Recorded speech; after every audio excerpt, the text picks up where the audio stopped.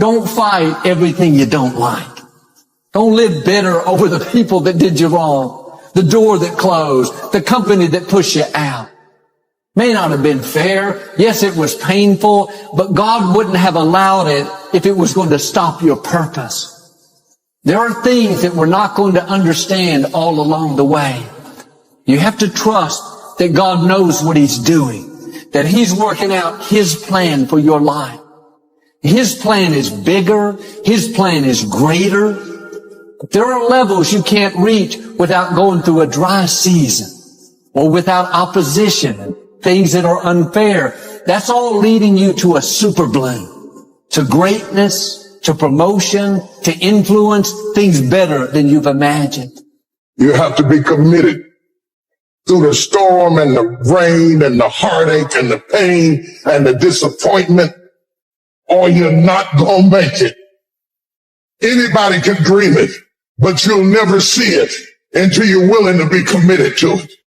Do you have anything that you're dreaming that you're willing to be committed to enough to see it happen? You need a why. Why do you need a why? Because some days you're going to look at that alarm clock and you're going to say, I don't want to get up. But that why is going to say, I'll push yourself. Get up. Your mama needs you. Your daddy needs you. Your children need you. Get up. Your why is going to push you when you can't push yourself. When you want to quit and give up, your why is going to give you that edge you need, that advantage you need, that lift that you need to get to the next level. Your why. Listen to what I'm saying, people. You are the future. I do not want you to start thinking as small as your bank account. Be obedient to the visions, the ideas. Move on them. Out of sight, out of mind. It's grind season. It's hustle season. I need to awaken the beast inside of you. If you make it to the end of this video again, I want you to write, the world is an empty canvas waiting on new thoughts to think. And it's on us to create those thoughts. It is your responsibility to be obedient to God's visions. How dare you have God to send you a vision and a thought and an idea, or show up and reveal these things and ideas to you in your dream. It can be you writing a book. It can be you with all of your arts and crafts and designs. It can be you with sports. What are your visions and ideas that God has sent you? What is it? What's taking you so long to move on it? Put your money together. Budget your money. Make the move. Make the move. Just do it. And guess what? If you hit a wall, get your ass back up and keep going. I've made it this far from hearing way more no's than I've heard yeses. But I'm not afraid of the word no.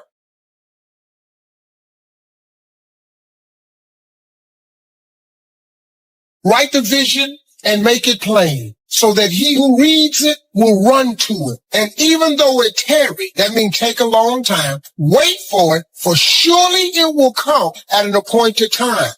Listen to me. That's real. If you don't think it's real, I dare you to try it. Write everything you want on a piece of paper. Everything. Use your wildest imagination. If you can think it, you can achieve. Write it on a piece of paper. Read it every morning and every night. Come back here 1 year from today and see how much of that stuff then came true. You have to write it. If it's not written, you reduce your chances greatly of it ever occurring.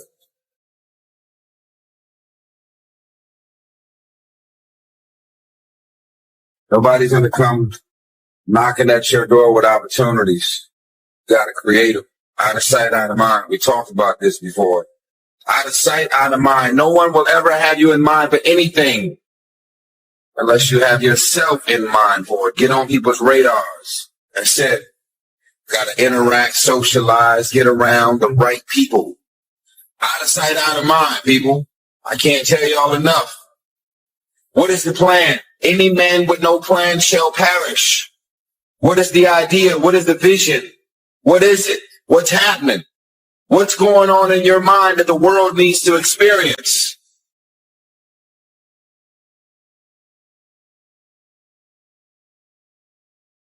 One underneath the other. Just let your dreams run free here, not what you think you can get, But what you want, if everything fell into place and you could have whatever you wanted the next 10 years, what would that be? Little things and major things, insignificant things, doesn't matter. Just make the list. I gotta tell y'all something. The real reality is this. When you decide what you want to do for your life and your career, when God sends you a vision, a bold vision and confirmation around that book you were supposed to write, anything, it's going to be your family and friends and loved ones to be the first ones to try and talk you out of greatness. Because why? They were never sent that vision. They were never sent that idea. They were never sent that concept. As a matter of fact, if you try and explain it, they're still not going to get it because you see the invisible. You see what's not there. Only those that can see the invisible can do the impossible. You have to be able to see what's not there in order to pull off the impossible. Be clear in your mind in what you intend to achieve. Know what you are going to do. That doesn't seem like too much to ask.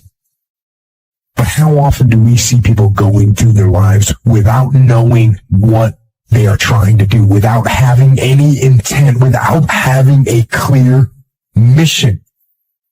I'm talking on an individual level. As a person, people go through their lives without knowing what it is they want to do, what they want to accomplish. Know what your mission is. Know what your intent as the commander of your life. Know what your intent is, and then fight with everything you've got to win.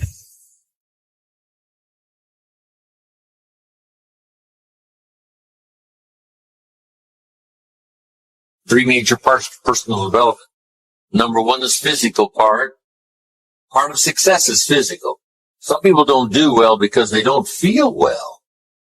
One of the first things to go to work on with intensive effort, and that's your own good health, because a lot of things come from that. You know, the future possibilities could be greatly diminished by being lazy in producing maximum health. If you'll take care of that as a support system, you can't believe what else is possible. You can't believe what the mind can think of. You can't believe your imagination and your faith and your ability to say, hey, I'll go to work and produce the muscle to do the deal. Why? I'm healthy. I'm vigorous. I'm vital. I'm not out of breath. But sometimes, you know, when all these ideas and stuff comes and, you know, you're a little bit too weak to even attempt, you say, oh, I'm not sure I can do that. The doubts sometimes are more physical than they are mental. You haven't got the vitality to believe it's possible. But if you've got the vitality and the strength and you've got the health to do it, I'm telling you, ideas seem to love to be invested in healthy people that have got the ability and the ambition to pull it off. They got the health to do it. They got the strength to do it.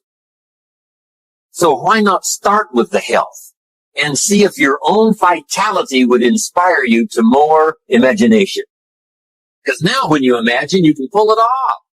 But if you can't pull it off, you know, why imagine?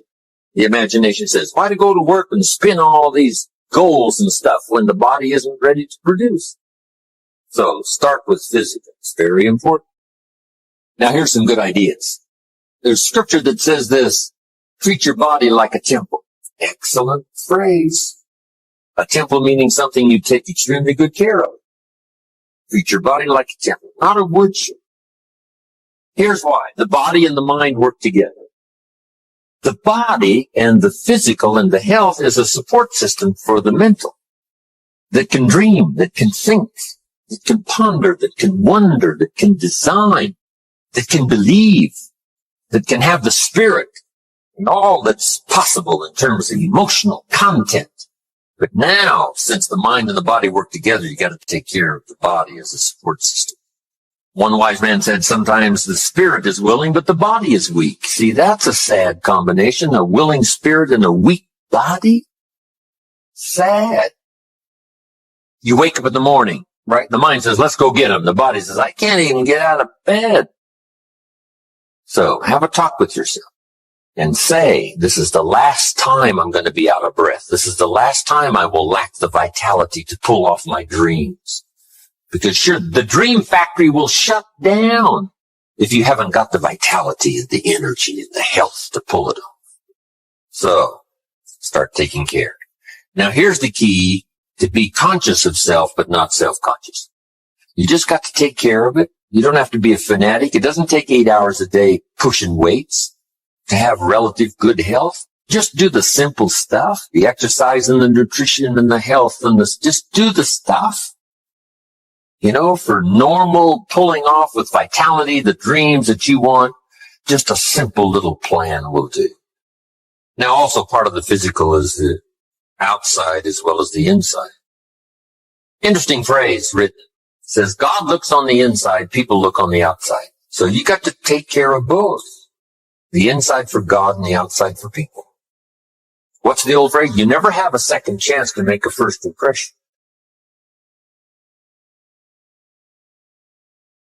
So the outside appearance is also valuable as well as the inside figure of vitality. Somebody says, well, people shouldn't judge you by your appearance. Let me give you a clue. They do. Can't bypass that. Now, of course, when people get to know you, they'll judge you by more than just how you appear. But physical, outside, inside. Here's what's good advice. Make sure the outside is an excellent reflection of these. Take care of both. So first, in personal development, on these 3 parts is physical. Here's the second, spiritual. I am a believer that humans are a special creation. I don't ask other people to adopt my belief, but I simply am. The humans are unique among all life forms. We're affected by how we feel, attitude.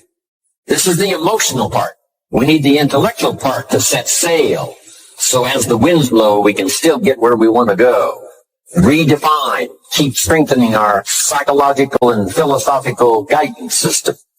But now we're also affected by the emotions. That's the power. 4 things to consider on attitude and how you feel. Here's number 1. It's how you feel about the past. Past experience, even past losses, past failures, as well as successes. To review it and go back over it, see where you went wrong, correct that, invest that now in the future.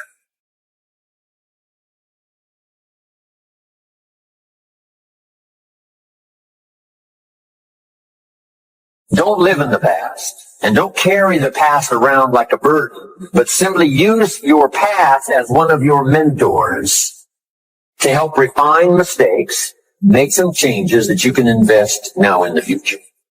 Here's the second attitude. It's how you feel about the future.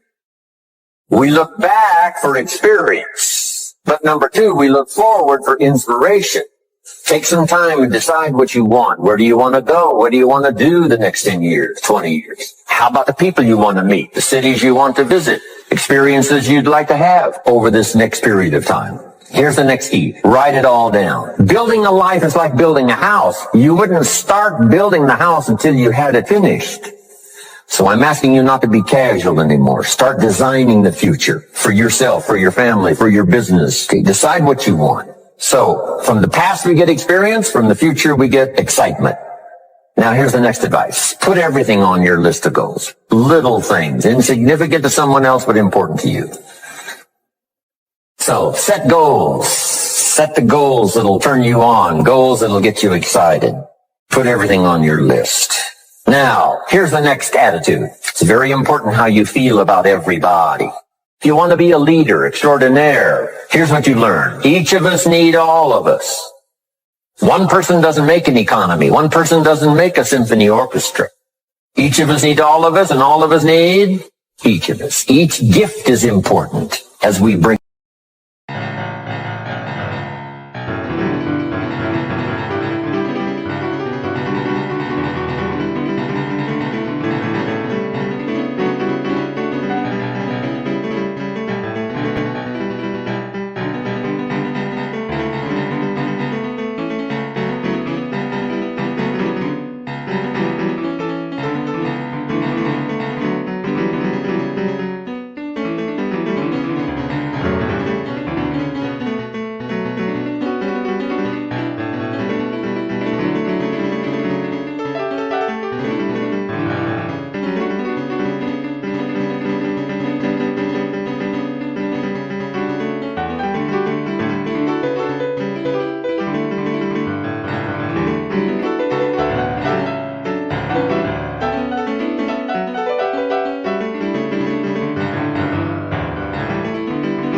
to the table, as we bring it to the community. Now here's the last one on attitude. It's how you feel about yourself. Nothing more powerful than self-confidence to start multiplying your income by 2, by 3, by 5, by 10. It comes from self-esteem. Doing the things you know you should do, and at the end of this day, your self-esteem is soaring and high. 3 key words. Remember these words? Here they are. Study, practice, and teach. If you are a believer in whatever religion or whatever spiritual part of your program, these are 3 excellent words. Study, practice, teach. Don't neglect your studies on your own spirituality, whatever its origin, whatever your beliefs. Then practice, put it into practice so that, number 1, you become a good role model, first for your children. Then teach, pass it on. You got to pass it on to the next generation and the next generation. What if the next generation gets a little weaker and the next generation gets a little weaker? Now the family foundation is starting to be weakened, which now weakens the nation because the nation is built up of strong family foundations. Now here's the third part. First is physical, second is spiritual, third is mental. Some key phrases on the mental part. First, the mind must be nourished. Food for thought. Bread for the head. Yes, you need a slice of toast in the morning, right, for your body, but you need a slice of cassette you put in the car system and listen, let something feed your mind. Here's what I teach in one of the other seminars on the mind, and that is stand guard at the door of your mind. Don't just listen to anything and everything. Make sure that you're your own best filter of what goes into your mental factory and spins out the fabric of your life and future. Stand guard at the door of your mind. Spend time. Be a selective listener. But you gotta have a good diet, a good mental diet. When you walk into a home and walk into the pantry or the kitchen, you take a look. What's in this family's either going to be healthy or it isn't going to be healthy. A lot depends on what's in the cupboard. What you bring home, right, from the grocery store that you feast on for the body. Now here's what's important. A proper menu for the mind to make sure that it's got a wide range of nourishment. Because the mind needs the full education. The education of the dangers of life as well as the possibilities of life.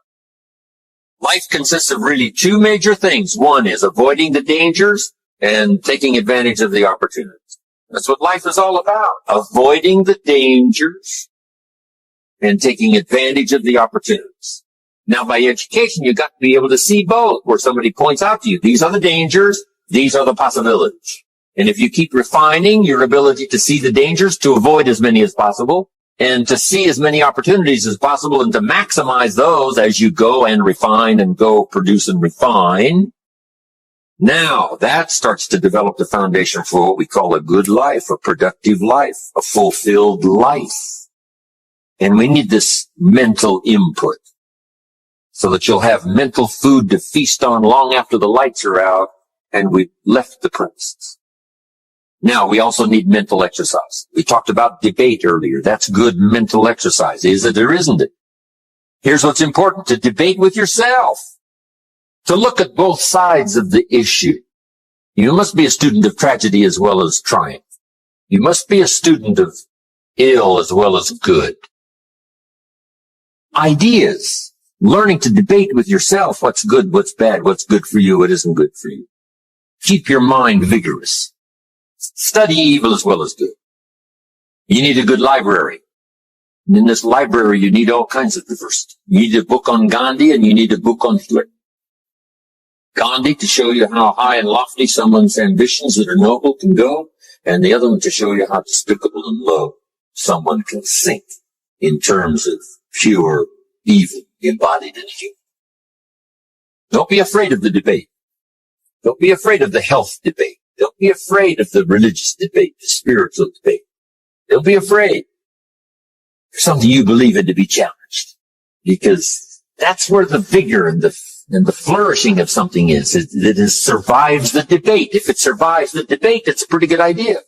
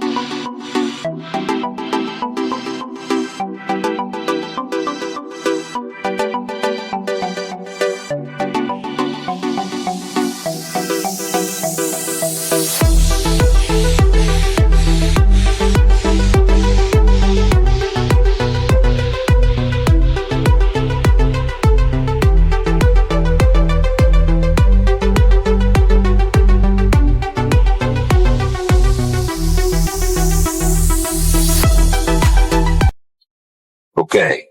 Mental exercises. So, feed the mind, debate, exercise, a continual diet. Can't go too long in between the classes and the schools and the seminars and the sermons where things are being taught of value. Here's what else is important. You got to go to everything you can afford. Have a good plan, weekly plan, monthly plan to go to a variety of things, And don't miss the chance. Even if you're involved in a certain company and they say, we're going to have a training class. You say, I've been to one of those. I'm asked, you got to go again and you got to go again. You can't get it all the first. When they call a little training class, make sure you're there. Here's why. Some of them are going to be life-changing. And you don't know which experience is going to be life-changing. You can't pick the one. You just got to go. One is life-changing. You go again. Another one is life-changing. For the people that were there, somebody that you met, something that you heard, and that one was just perfect. The atmosphere was right, the crowd was right, and everything was right, and you'll never be the same again. And you don't know which one that's going to be. That's why you've got to pursue. Go often. Have a good plan for the search of knowledge and ideas that can inspire it to the best of your potential. If you make it to the end of this video, I want you to write this. The world is an empty canvas waiting on new thoughts to think. And it's on us, creative visionaries. It's on us to create those thoughts. You pop up with the vision and the idea, and everybody monkey see, monkey do. They all fall in line. They want to do exactly what you did. What is that vision? What is that idea that you're sitting on? What is that dream that showed up to you and only you? You have to have everything you want written. If you do not have it written down, your chances of it happening is reduced drastically because it's a principle of success.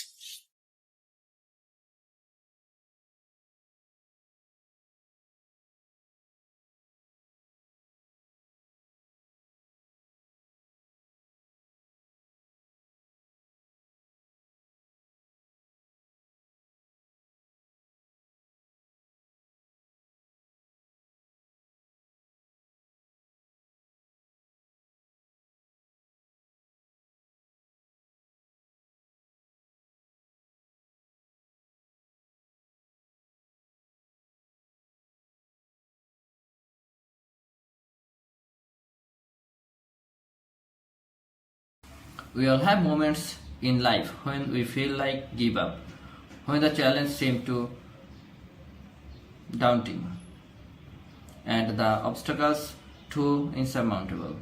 But it's in those moments that we need to push ourselves the hardest. Pushing yourself is not just about physical exertion. It's about mental strength, determination, and resilience. It's about refusing to be held back by fear or self-doubt. When you push yourself, you discover what you are truly capable of. You break through barriers and limitations, and you become stronger, both physical and mentally. The feeling of accomplishment that comes from pushing yourself is unparalleled. It's a reminder that you are capable of achieving great things as long as you are willing to put in the effort. So today, I challenge you to push yourself to try new things, to step out of your comfort zone, and to believe in your own potential, because when you push yourself, you will be amazed at what you can achieve. Push yourself and watch yourself soar.